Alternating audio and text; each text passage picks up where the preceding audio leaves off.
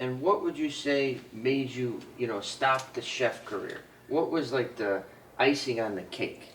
So I'd say the icing on the cake was, you come home, you smell like crap every night, you're miserable, you take your work home with you, and I really just wasn't making the type of money that I wanted to be making Gotcha. for the work that you put in. So one day I just said, you know what? Brian gave me the opportunity. He said, here's what we can do to make it worth it for you to leave that and come here full time. Yeah. And that was ultimately just, that was the last push that I needed. Wow. And how did it feel? Like, did you know the day that you walked out as your last day? Like, did you go to work and say, all right, today's my last day? I did, yeah. I mean, I did I did the 2 weeks thing, like any good Gotcha. employee should. Right on. And on my last day, it was kind of funny.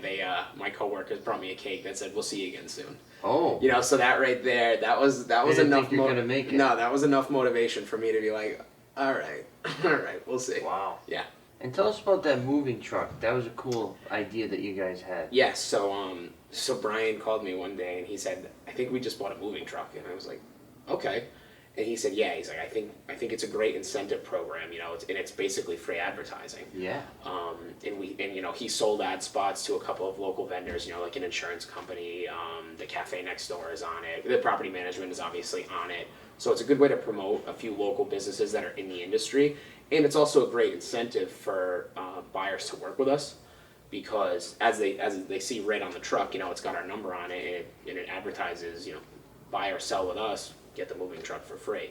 Isn't Rhode Island cool in that sense where it's like, depending on what the weather is, Yep. there's something different to do? There absolutely is, and that's why I left Rhode Island twice for work, and every time I find myself coming back, Where did you go? So I lived up in Maine, Oh. which was gorgeous. I loved living in Maine, but even still coming back to Rhode Island, it was a no-brainer, and then I lived in Florida. And coming back from there was even easier. It's just like there's just something about Rhode Island. It's so cliche, but it's so tight knit, and you really do have a pride living here. So where do you see yourself in 5 years? In 5 years, I'd like to honestly say that the property management has grown to an extent where we have a set of full-time employees handling day-to-day operations, while I still plan to oversee everything. I'd really still like to have my foot in the sales and the listing aspect of of NextHome. I'd like to think I might even have my own 1 or 2 offices, managing partner type situation. And it's also been a big dream of mine to eventually have my own sports bar as well.